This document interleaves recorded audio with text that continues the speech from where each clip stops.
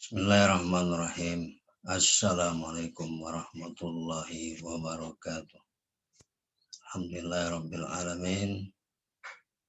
Wa bihi nasta'in ala umurid dunya waddin. Allahumma shalli wa sallim ala rasulika wa habibika Muhammadin sallallahu alaihi wasallam wa ala alihi washabihi ajmain wa ba'd. Saudara-saudara sekalian yang dirahmati Allah Subhanahu wa taala, alhamdulillah kita bertemu kembali. Dalam episode ini kita melanjutkan membaca kitab Ruhul Waroyahin yang dalam syarah Riyadhus Shalihin. Nah, itu yang kita baca yang dibuat oleh penulisnya Abdul Hadi bin Sa'id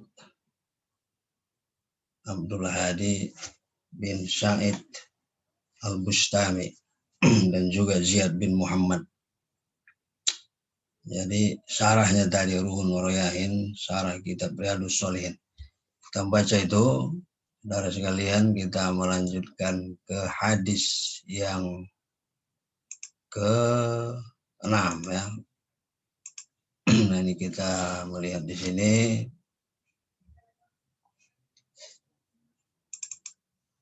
Nah, kita masih dalam babul ikhlas wa ihsarin niyah fi jamil a'mal wal aqwal al barizah wal khafiyah.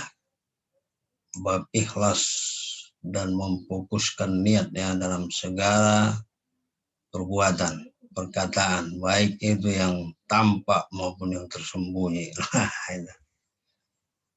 Nah, hari ini saudara sekalian kita masuk ke hadis yang ke-6 ya. Kita baca Bismillahirrahmanirrahim. Wan Abi Ishaq Sa'ad bin Abi Waqqas Malik bin Uhaib bin Abdi Manaf bin Zahrah bin Kilab bin Murrah bin Ka'ab bin Lu'ay bin Ghalib al-Qurashi az-Zuhri radhiyallahu anhu. Ahadil asharata al-mashhudi lahum bil jannah. Jadi Abu Ishaq Sa'ad bin Abi Waqqas ini, saudara sekalian, adalah ahadil asyarah, salah satu dari 10 sahabat yang disebutkan masuk surga. Wah, luar biasa. Dan hebat, Masya Allah ya. Amalnya hebat. Jadi terjaga, takwanya luar biasa ya. Radhiyallahu anhum qala. Jadi Abu Ishaq Sa'ad bin Abi Waqqas ini berkata, Ja'ani Rasulullah ya'uduni ama hajjatil wada. Aku didatangi oleh Rasulullah sallallahu alaihi wasallam, yaitu ketika tahun haji wada. Jadi haji terakhir ya, saudara sekalian, haji perpisahan ini. Min wajah istaddabi, dan waktu itu aku sedang sakit. Wajah istaddabi, sakit keras waktu itu. Jadi Abu Ishaq Sa'ad bin Abi Waqqas ini, saudara sekalian, ketika dikunjungi oleh Rasulullah dalam keadaan sakit. Faqultu ya Rasulullah, kemudian aku berkata kepada Rasulullah, wahai Rasulullah, inni qad balagha bi minal wajah ma tara. Wahai Rasulullah, aku sekarang sedang sakit ya Rasulullah, sebagaimana yang kau lihat, yang kau saksikan ya Rasulullah. Wa ana zumalin wa la yarisuni illa ibnatun li, dan aku memiliki harta dan pewarisku hanyalah seorang putriku, seorang perempuan putri. Jadi hanya satu orang punya harta dan pewarisnya hanya satu, putrinya begitu.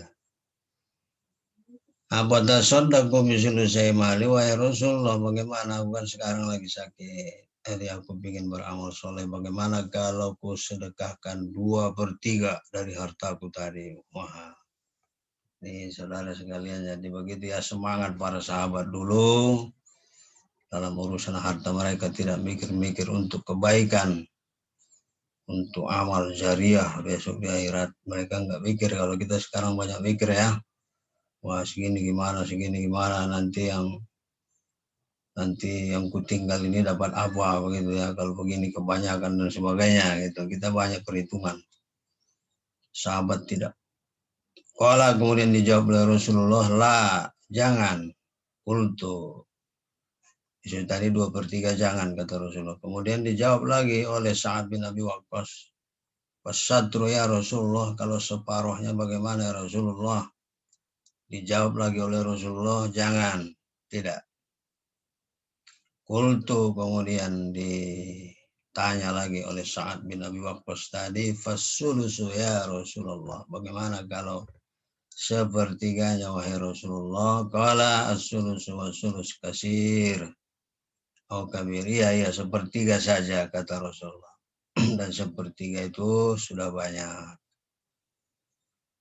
Jadi saudara sekalian Rasulullah setuju ya ketika yang dikeluarkan sepertiga dari hartanya dan kata Rasulullah sepertiga itu sudah banyak. Kenapa alasannya? Saudara sekalian, innaka intazaru warasataka agniya'a khairum min antazaruhum 'alatan yatakaffafuna nas. Wahai Sa'ad, sungguhnya engkau meninggalkan ahli warismu dalam keadaan agniya, kaya, berkecukupan.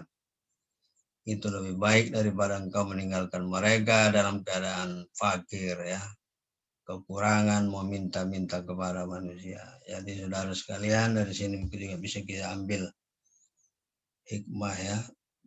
Kita meninggalkan keluarga kita, anak-anak kita dalam keadaan berkecukupan, itu lebih baik daripada kita tinggalkan mereka dalam keadaan miskin, fakir.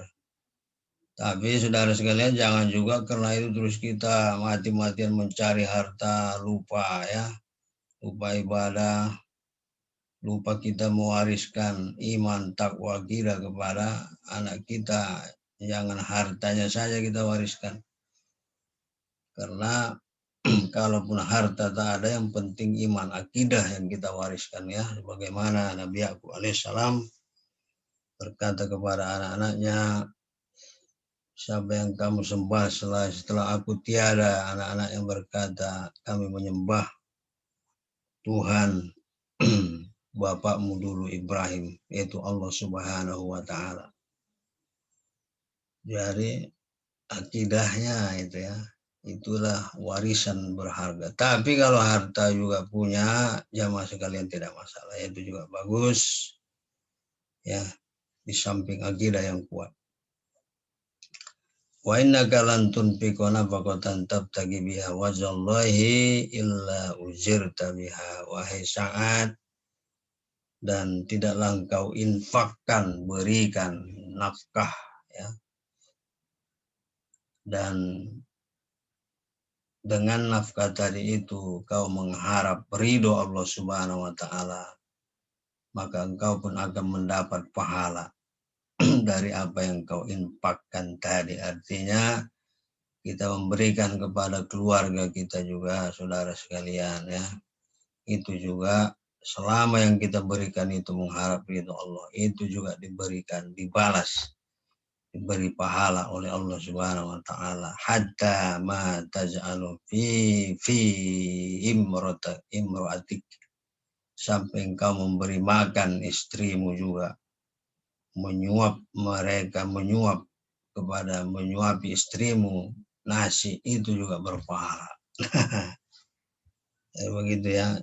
Maksudnya saudara sekalian, bersedekah itu tidak harus ke orang lain ya, kepada keluarga, istri, anak-anak itu juga baik ya, dan mendapat pahala dari Allah Subhanahu wa Ta'ala.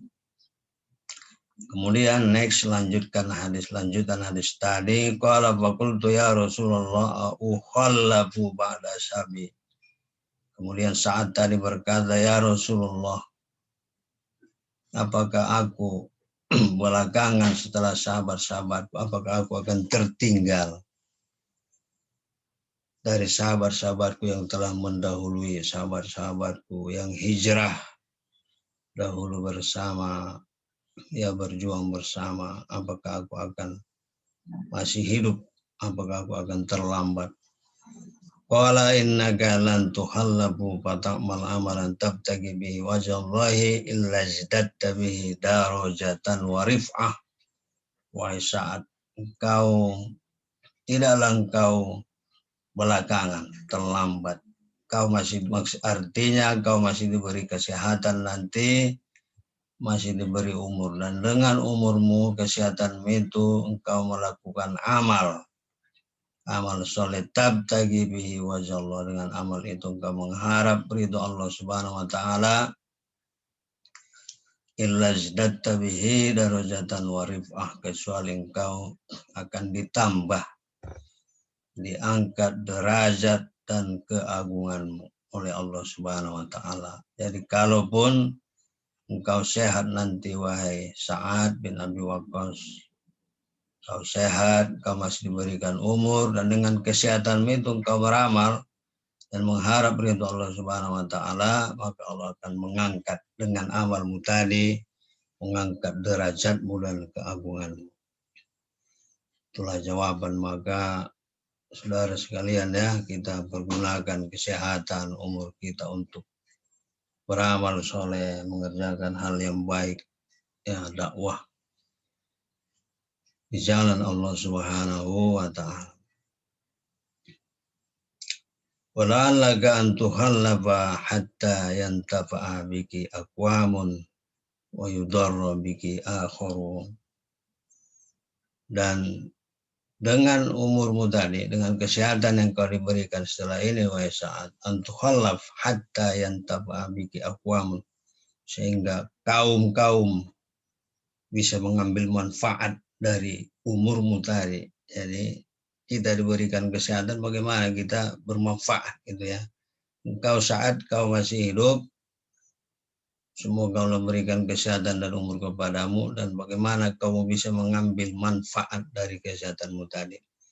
Atau yudorro bika akhorun, atau engkau bisa memberikan mudarat kepada orang-orang yang tidak menyukai ya, tidak menyukai Islam, musuh-musuh agama, musuh-musuh Allah Subhanahu wa taala.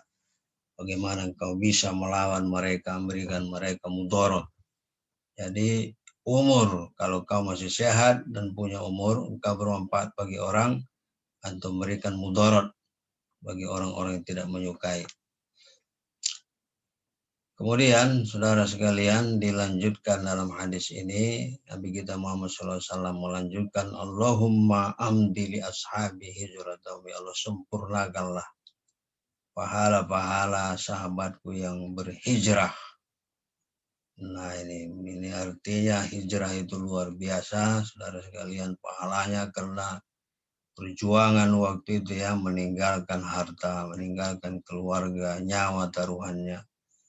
Maka sangat luar biasa mereka, dan didoakan oleh Rasulullah agar Allah menyempurnakan pahala mereka.